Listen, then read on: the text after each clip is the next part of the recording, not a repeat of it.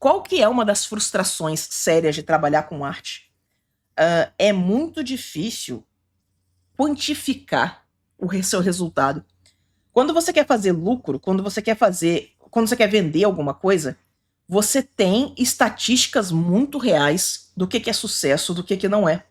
Quando você vai construir um prédio, você constrói o prédio. Se ele ficou de pé e ele não teve problema, ele não rachou, olha, isso é um indicador de sucesso, né? Mas quando você passa para a arte, cara, esses indicadores de sucesso, eles são muito mais abstratos. É muito difícil você colocar em números quão boa uma arte é. Eu, inclusive, fiz uma poll no canal hoje sobre isso, né? Se uma arte ter vendido bem ou mal é um indicador da qualidade. E a grandiosa maioria concorda que não é. Você ter uma coisa que vendeu bem é muito mais resultado do marketing do que necessariamente da qualidade. A gente sabe a quantidade de coisa duvidosa que a gente comprou só porque o marketing tava bom, né? Né, Romero Brito? Não fui eu que falei.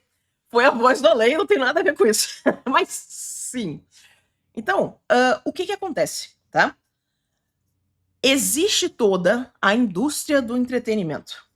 E a indústria do entretenimento não está preocupada em fazer arte. A indústria do entretenimento está preocupada em vender produto. Então ela vê toda essa parte de produção, de filme, de série, de história, de animação, de quadrinhos, de jogos, como um produto.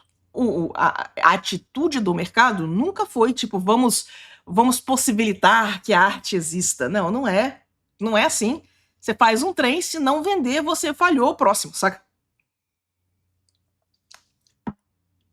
Nesse contexto, o mercado foi criando algumas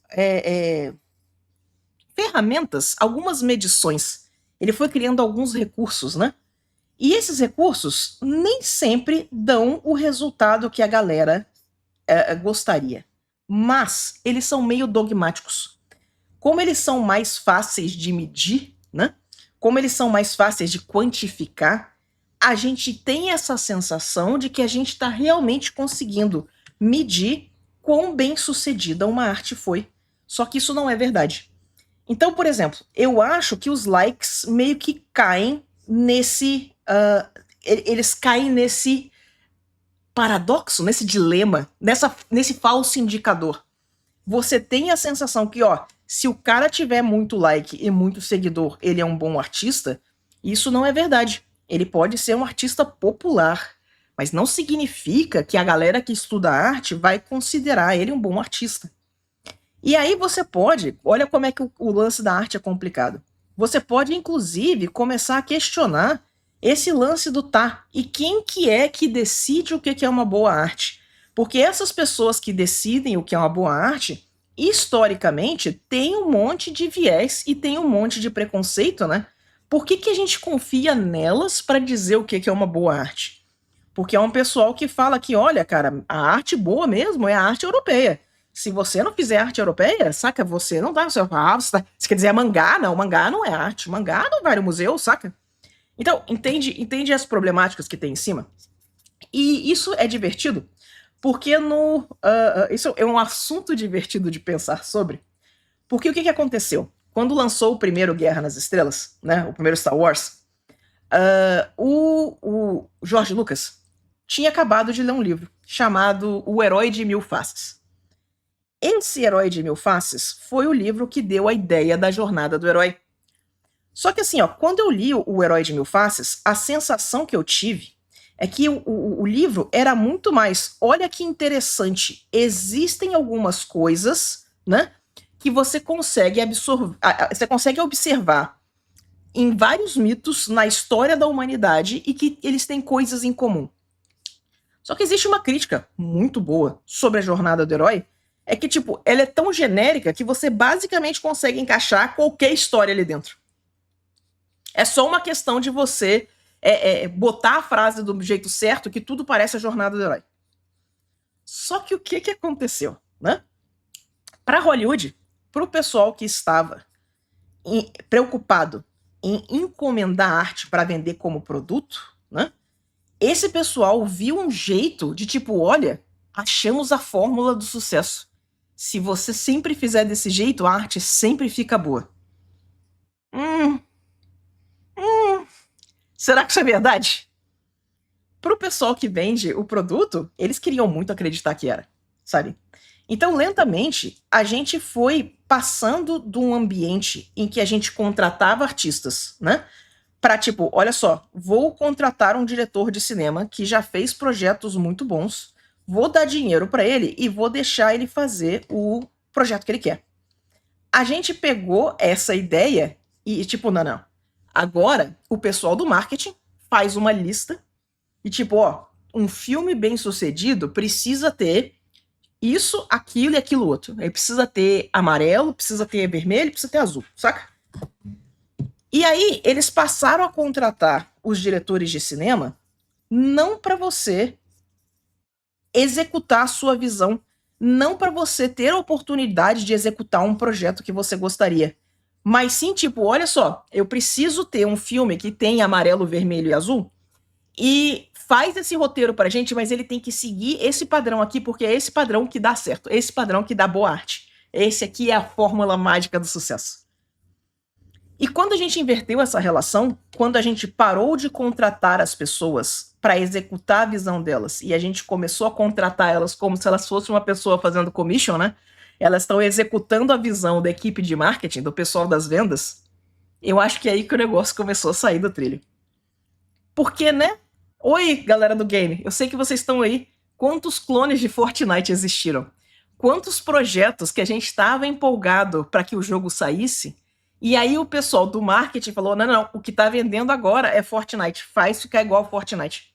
Porque tudo tem que ser Game as a Service, tudo tem que ter Cash Shop, tudo é sobre Season, tudo é sobre fazer collab, sabe? Quantos projetos foram realmente estragados por causa dessa desgraça? Então eu fico amargurada com essa parte, sabe? Isso casa muito com... Eu falei com vocês algumas semanas atrás que eu estava fazendo uma pesquisa sobre criatividade, né? E o lance da pesquisa de criatividade é que é o seguinte, ó. Quando a gente ensina sombra e luz, quando a gente ensina composição, quando a gente ensina cor é um pouco menos, e é por isso que o pessoal tem tanta dificuldade com cor. A gente ensina fórmulas, né? Eu acabei de ensinar para vocês como é que a gente separa a sombra da luz. Então, desde que você entenda como é que funciona esse esquema, desde que você entenda como é que funciona essa separação de sombra e luz, você vai conseguir fazer ela de uma forma bem sucedida no seu trabalho, né?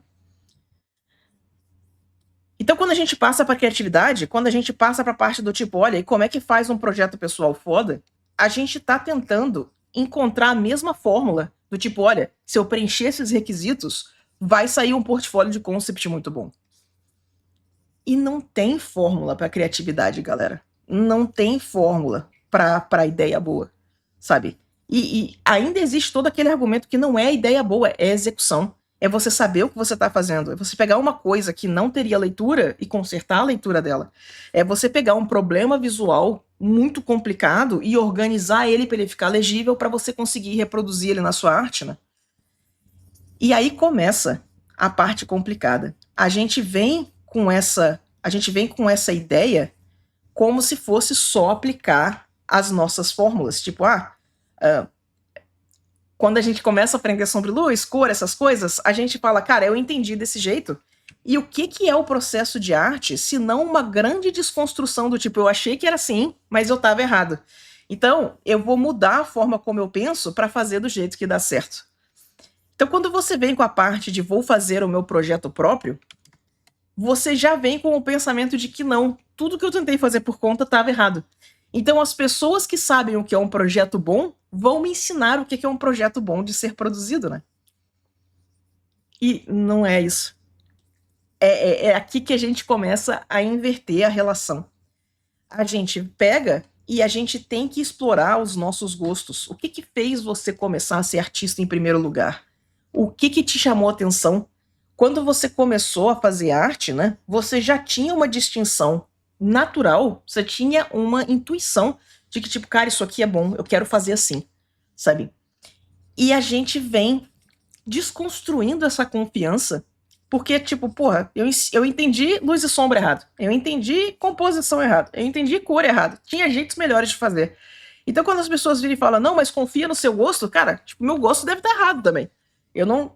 Saca, eu não devia estar fazendo isso. Deve ter jeitos melhores de explorar isso aqui. E não é. Tem shape language, tem, saca, tem vocabulário visual, tem essa coisa toda. Mas a gente quer ver o seu ponto de vista. E essa que é a parte difícil de lidar com a parte da criatividade, sabe? Mas enfim, então, pensamentos. Se vocês lidem com essa tangente.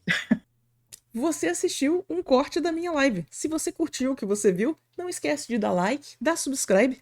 E se você quiser apoiar a gente financeiramente, a gente tem um Apoia-se ou você pode se tornar membro do canal. Tá todas as opções aqui embaixo.